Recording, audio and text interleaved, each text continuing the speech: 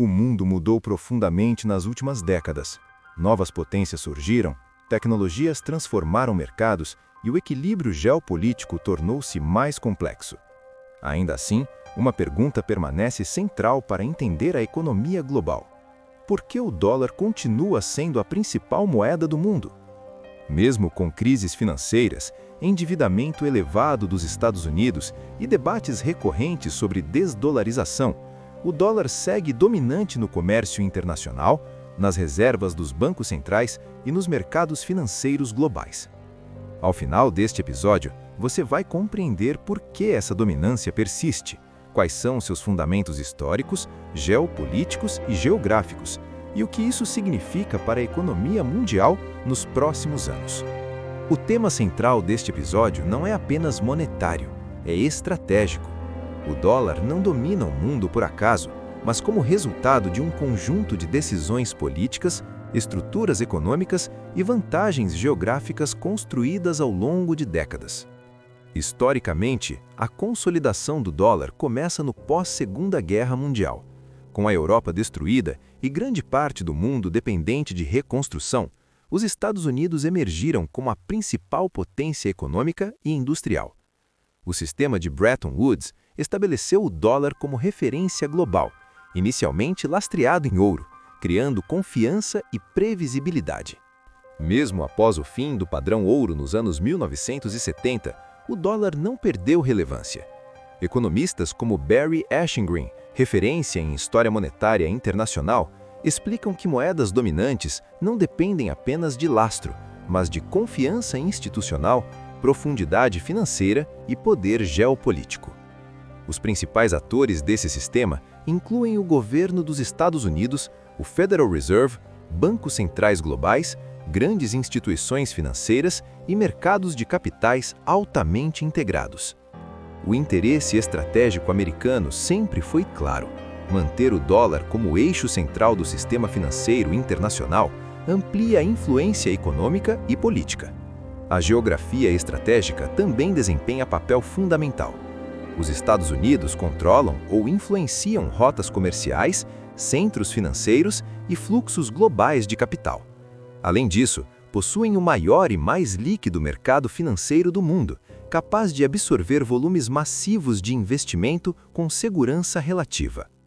Outro elemento central é o chamado efeito rede. Quanto mais o dólar é usado, mais vantajoso se torna continuar usando.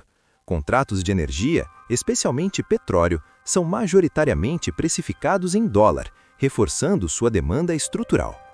Como destaca Paul Volcker, ex-presidente do Federal Reserve, a força do dólar está menos em decisões pontuais e mais na arquitetura global construída ao seu redor.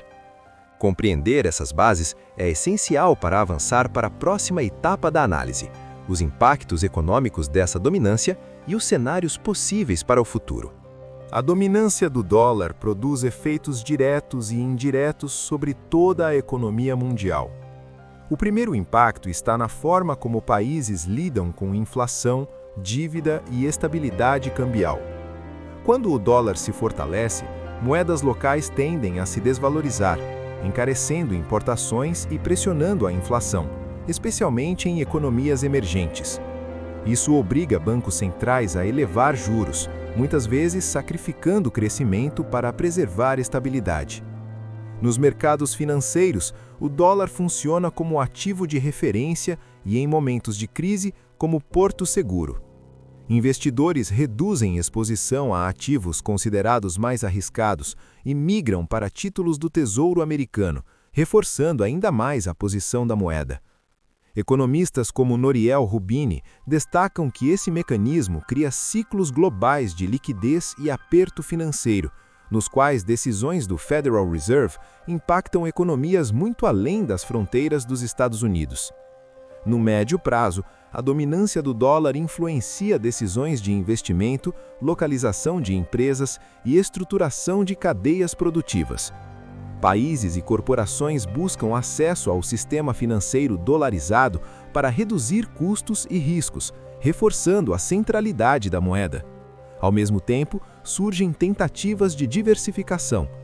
Iniciativas de uso de moedas locais no comércio bilateral, aumento das reservas em ouro e fortalecimento de moedas regionais indicam um movimento gradual de redução de dependência, mas não de ruptura imediata. No longo prazo, os cenários permanecem abertos.